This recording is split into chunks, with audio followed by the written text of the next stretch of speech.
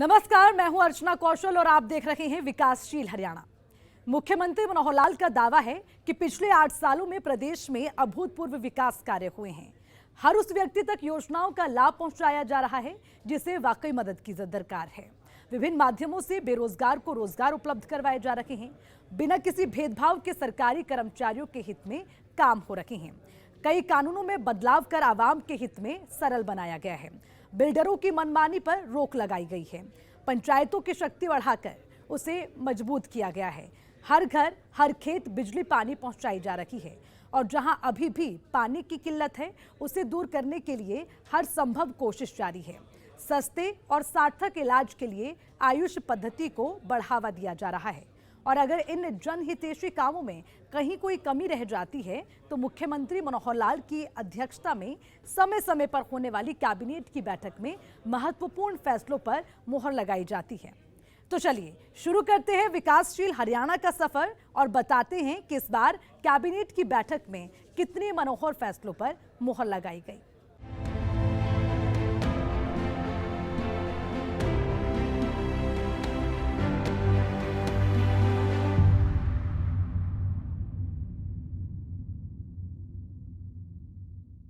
चंडीगढ़ में मुख्यमंत्री मनोहर लाल की अध्यक्षता में हरियाणा कैबिनेट की एक अहम बैठक हुई जिसमें 36 एजेंडे चर्चा के रखे गए थे, लेकिन किन्हीं वजहों से 3 एजेंडों को डेफर कर दिया गया और बाकी के 33 एजेंडों पर कैबिनेट ने अपनी मोहर लगा दी।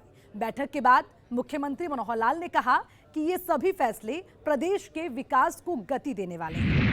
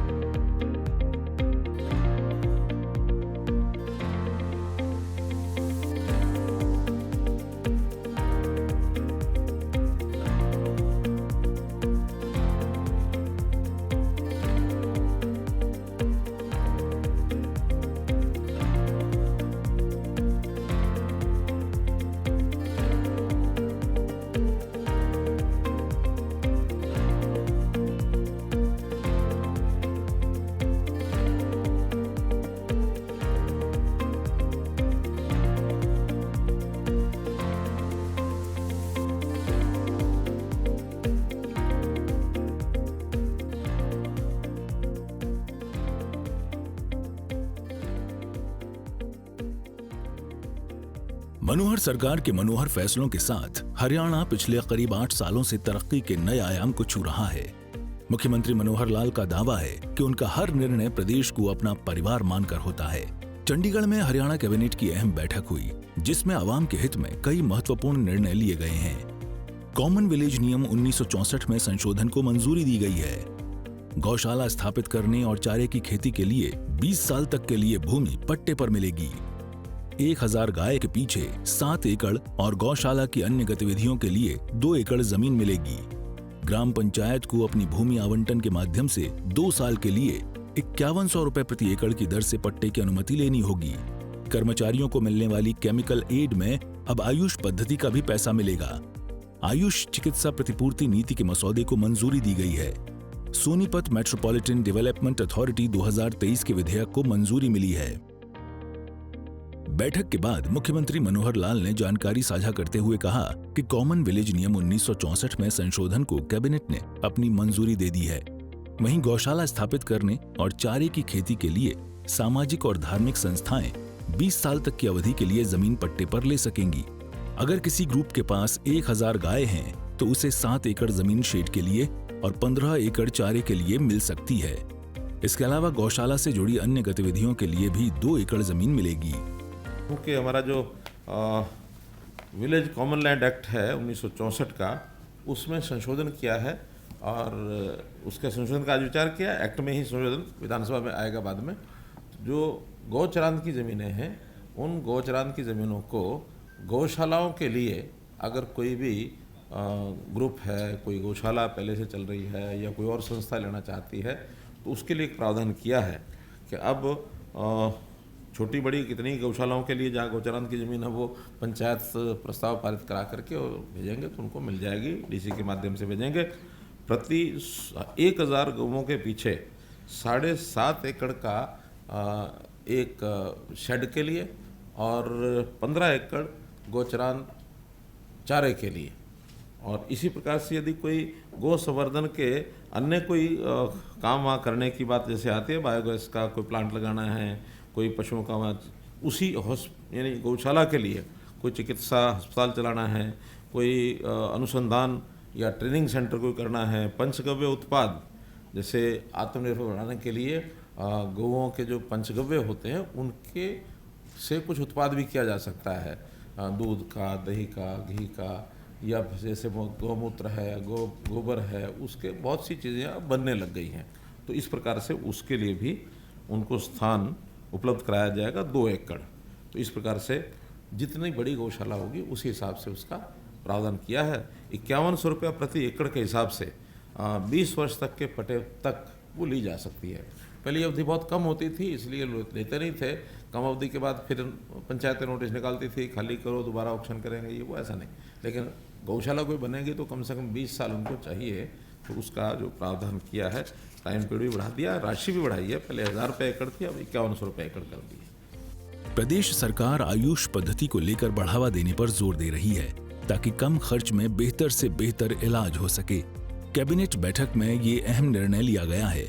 अब अगर कोई सरकारी कर्मचारी आयुष पद्धति से इलाज करवाता है तो भी उसे रीएम्बर्समेंट मिलेगा।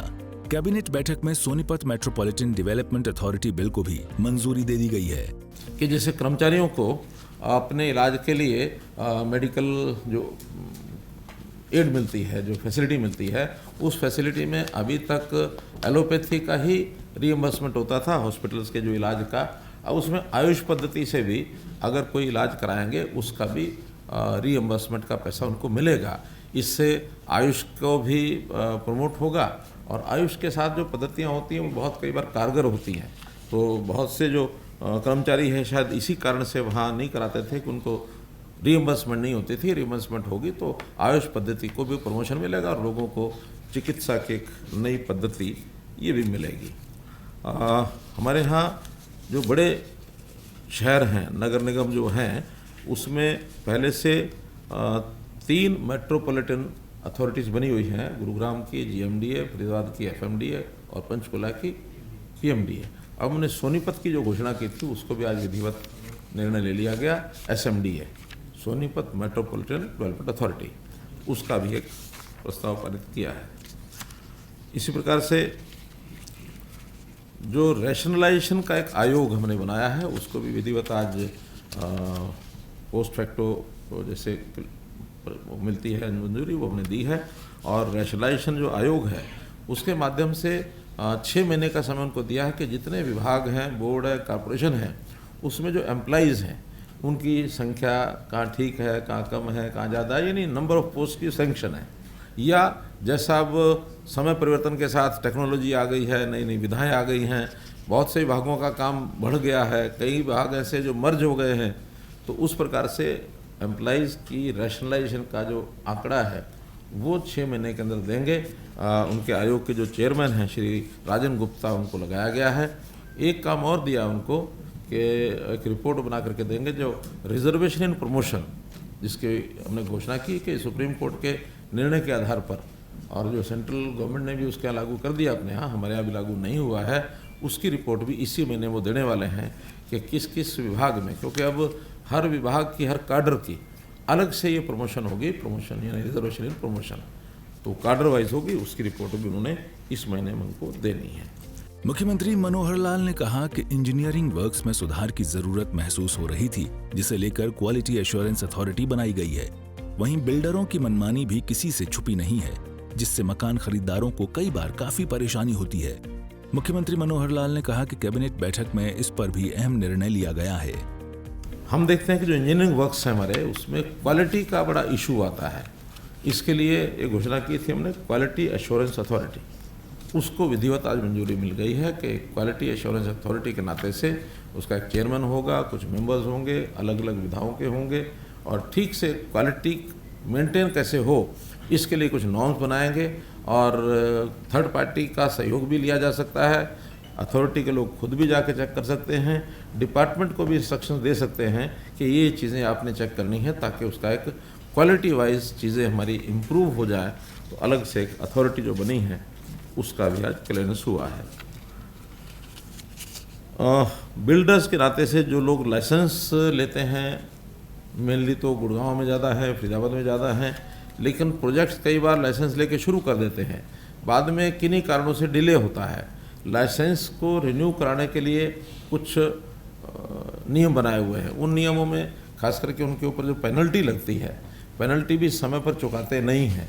अब उसमें उनका कहना होता है कि डिपार्टमेंट का दोष है, डिपार्टमेंट का कहना उनका दोष है। धीरे धीरे हम पॉलिसीज़ के माध्यम से चीज़ें ठीक तो कर रहे हैं, लेकिन फिर भी कुछ की पेंडेंसी बहुत अधिक होने के बाद लाइसेंस का जो रिन्यूअल फीस है वो इतना यानी बड़ी मात्रा हो जाती है कि कभी कभी वो भरने में भी असमर्थ हो जाते हैं और दोनों तरफ से स्टक हो जाता है मामला। उनको सबको राहत देने के लिए जिनकी तरफ ज़्यादा पैसा हो गया पेनल्टी का, तो जो मूल जुर्माने की राशि है उसमें जुर्माना जो है वो कितना ही हो गया है, तो वन टाइम सेटलमेंट में जिन्होंने कोई पैसा भी भरा नहीं है उनको सिर्फ 25% उसकी राशि देकर उस पेनल्टी या जो इंटरेस्ट है, यानी कुल मिला के 100% का 25% और, यानी 25% ऑफ कैपिटल, वो जो कैपिटल क्या जो ओरिजिनल अमाउंट, उस पेनल्टी नहीं, जो ओरिजिनल अमाउंट का अगर उससे भी ज़्यादा है तो सिर्फ उसका 25%, अर्थात टोटल का 125% वो दे करके और बाहर हो सकते हैं और उनका लाइसेंस जो रिन्यू हो जाएगा और बाकी अपने काम को जारी रख सकते हैं। और जिनका यानी पार्ट पेमेंट आई हुई है उस रिन्यूअल में और पार्ट पेमेंट रह गई है, उसका नियम ये बनाया कि जितनी पार्ट पेमेंट है वो और जो उसके इंटरेस्ट और पेनल्टी की राशि है उसका 10%, पहले तो था टोटल का 25%, इसमें केवल इंटरेस्ट और पेनल्टी का 10% वो जमा करा करके और उस चीज़ को आगे बढ़ा सकते हैं। ऐसा मोटे रूप से हमने निर्णय किया है। डिपार्टमेंट को हमने कहा है कि कुछ प्रावधान ऐसे करें क्या पेनल्टी की ओर या जो लेट फीस की तरफ ना जाना पड़े, तुरंत अगर रिन्यूअल कराना है तो उसकी कठिनाई को समझते हुए और सरल कोई एक पद्धति बनाई जाए ताकि वो साथ साथ अपना रिन्यूअल भी कराएं, अपने काम को पूरा करें। किन्हीं भी कारणों से प्रोजेक्ट अगर स्टकअप होता है तो इसका लाभ किसी को भी नहीं है, ना तो बिल्डर्स को है, ना जो कंज्यूमर है उनको है, गवर्नमेंट को भी लाभ नहीं है। कोई हमें लालच नहीं है कि उनकी तरफ हम पेनल्टी लगाएंगे तो उसका कोई लाभ होगा, कोई लाभ नहीं होता, बल्कि एक चीज़ें रुक जाती हैं और इकोनॉमिकली भी, आर्थिक दृष्टि से भी हमारा जो चीज़ रुकती है उसका नुकसान, तो हम उसका और भी सरल उसका तरीका करने वाले हैं। प्रदेश में कई ऐसी जमीन, दुकान और मकान हैं जो 20 साल पहले लीज पर दी गई थीं। अब स्वामित्व शहरी योजना के जरिए प्रॉपर्टी का मालिकाना हक कब्जाधारी को मिल जाएगा। हमने जो यूएलबी में एक पॉलिसी बनाई थी कि जो 20 साल से पहले अर्थात सन 2000 से पहले जो प्रॉपर्टीज उनको तय बाजारी पर दी गई थी, लीज रेंट पर दी गई थी, ऐसे लोगों को ऑफर दी है कि वो लोग एक राशि प्रोपोर्शनेट जो कलेक्टरेट है उसमें एक राशि तय की थी कि उतना जमा कराएं और वो अपने नाम करा सकते हैं। लगभग 1000 प्रॉपर्टीज उनके नाम हो चुकी हैं, लेकिन जब ये सारा प्रोसेस चालू किया तो बहुत प्रॉपर्टीज ऐसी निकली शहरों में जो ओनरशिप जो है यूएलबी की बजाय अन्य विभागों की निकली।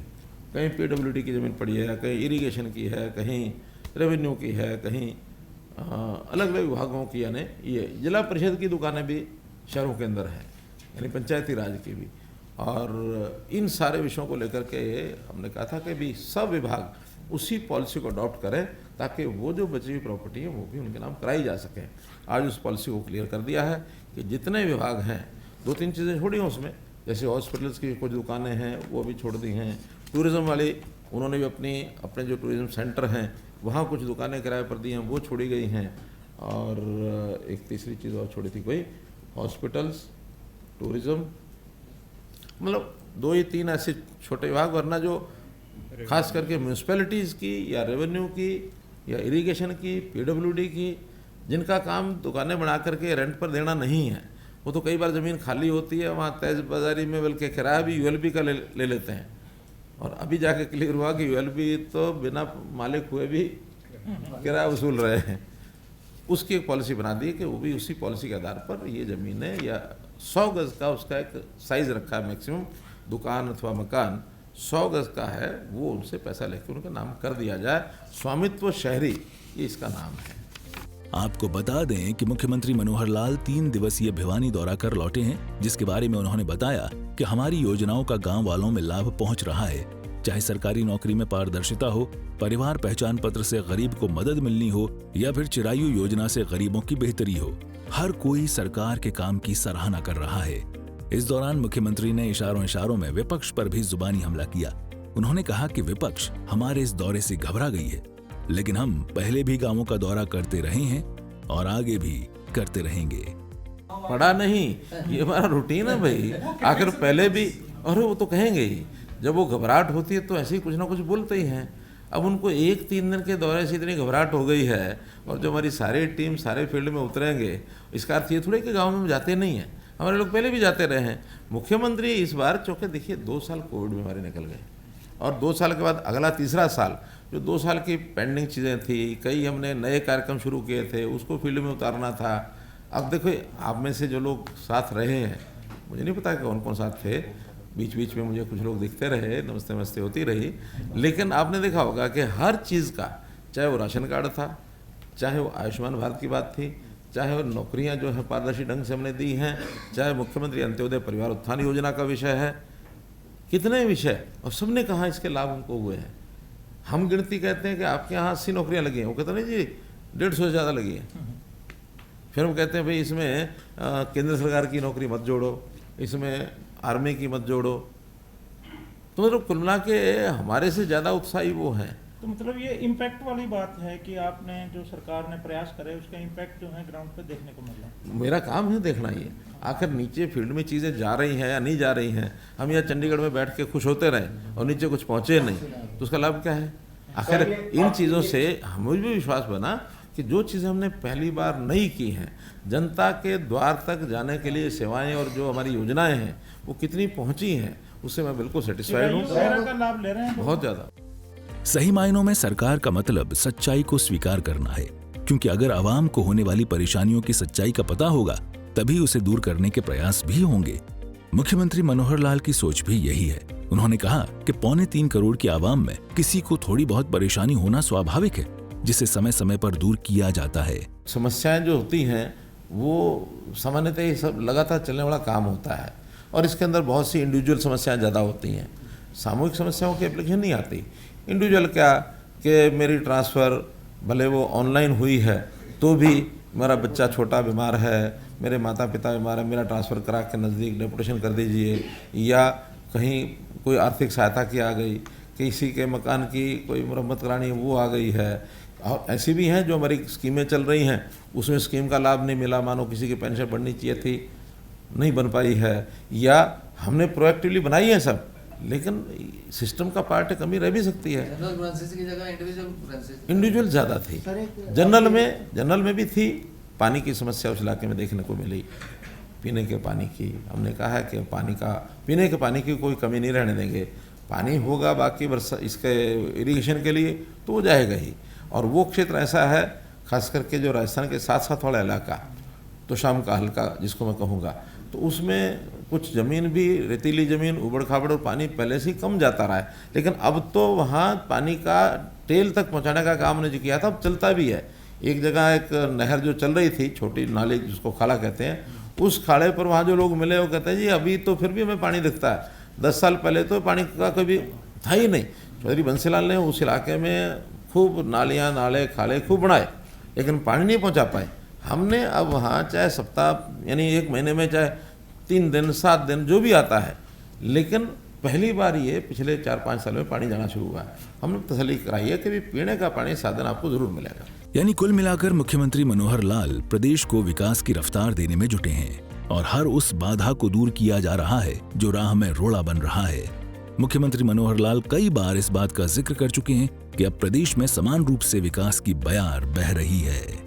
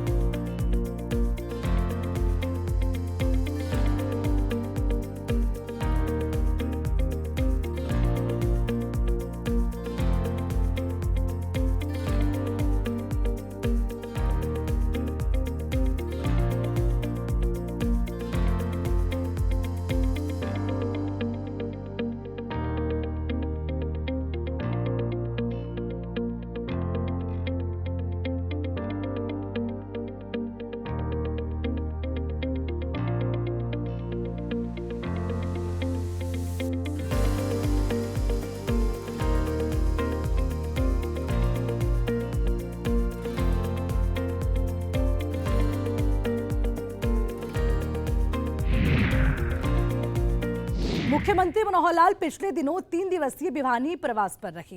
इस दौरान मनोहर लाल का अलग ही अंदाज देखने को मिला था। चौपाल लगाकर ग्रामीणों की परेशानी सुनी, खुद खेत में जाकर खराब फसल का मुआयना किया और किसानों को भरोसा दिलाया कि फसलों का मई में उचित मुआवजा मिल जाएगा। देखिए रिपोर्ट।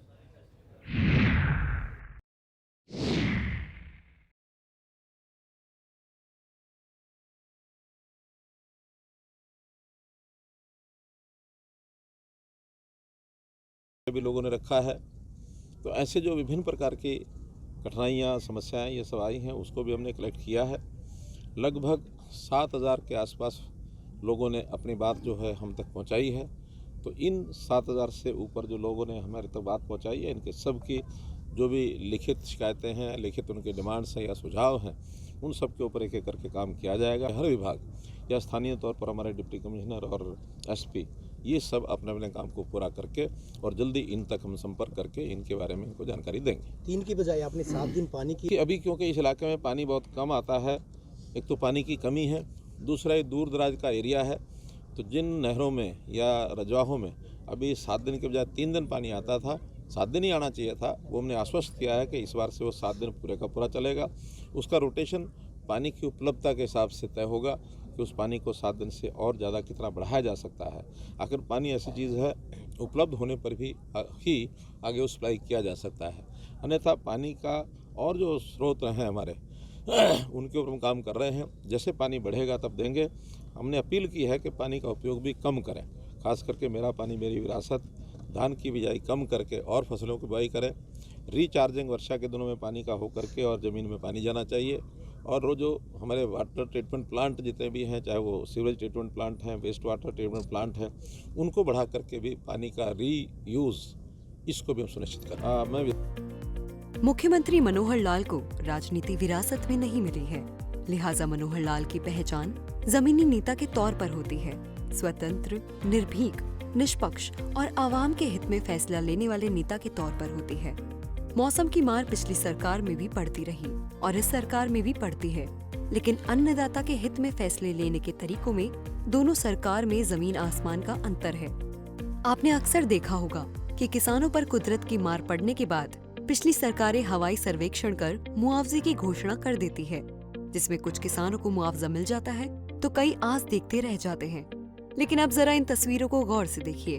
प्रदेश के मुखिया मनोहर लाल खुद खेतों में पहुंचकर खराब हुई फसलों का जायजा ले रहे हैं और किसानों को ये भरोसा दिला रहे हैं कि मनोहर राज में अन्नदाता को परेशान होने की जरूरत नहीं है। सभी छोटे बड़े किसानों को उचित मुआवजा दिया जाएगा। चिंतित हैं वो हमको बता भी रहे हैं। हमने भी उसकी सारी व्यवस्थाएं बनाई हैं कि इनको जितना भी नुकसान हुआ उसके हिसाब से एक गिरदावरी स्पेशल करा करके और इनको मुआवजा जो है मई के महीने में सबको मिले। जितना इसमें से बच सकता है उतना बचाने की कोशिश करेंगे अनाज को, और जो नुकसान होगा उसकी भरपाई हम करेंगे। ठीक किया जाए। वास्तविकता होती है और सब तरह के नुकसान होते हैं। किसी का 25 भी रह जाता है, किसी का 35 भी होता है, किसी का 50 भी होता है, किसी का 75 भी होता है, किसी का 100% भी होता है। लेकिन मुआवजा एक जैसा सबको नहीं दिया जा सकता। मुआवजा तो जितने लेवल का जिस क्वांटम में नुकसान हुआ है उसकी दरें तय है। तो जो दरें तय हैं वो केवल किसान तो बताता, अपने तरीके से बताता ही है। स्वाभाविक है, किसान क्लेमेंट है तो वो बताएगा जो अपने मदद से बताएगा, लेकिन उसका जो गिरदावरी है वो हमारे डिपार्टमेंट के माध्यम से की जाती है। और अब तो हमने सैटेलाइट के माध्यम से भी, ड्रोन्स के माध्यम से भी सारे एरिया का जहाँ जहाँ उसका करवा सकते हैं वेरिफिकेशन वो सब करवाते हैं और जो उचित मुआवजा वो। जब सरकार हवाई बात ना कर जमीन पर उतरकर किसानों का दर्द बांटती है तो आवाम का सरकार के प्रति भरोसा बढ़ना स्वाभाविक है। बारिश से खराब हुई फसलों को लेकर किसानों ने कहा कि उन्हें मनोहर फैसले पर पूरा भरोसा है। तो आप हाँ, यहाँ खेत में आए थे, उन्हें चेक कराया खेत, चेक करके नहर जब गए हैं। संतुष्ट हो जी मुख्यमंत्री जी की बात से? हाँ जी, संतुष्ट हो मुख्यमंत्री जी की बात से? हाँ जी।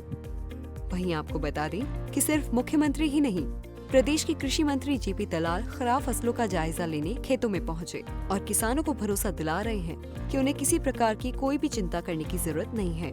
सरकार उनके हर दुख में साथ खड़ी है। सूर्य समाचार के लिए भिवानी से इंद्रवेश दुहन की रिपोर्ट। तो आपने देखा कि कैसे मनोहर राज में एक के बाद एक कई ऐसे निर्णय लिए गए जिसका आवाम को बिना किसी भेदभाव के लाभ मिल रहा है और जो काम अभी पूरे नहीं हुए हैं उसे मनोहर सरकार जल्द पूरा करने का भरोसा दिला रही है और सरकार की नेक सोच से आवाम भी इत्तेफाक रख रही है। हमारे साथ विकासशील हरियाणा में फिलहाल के लिए इतना ही। मुझे दीजिए इजाजत। नमस्कार।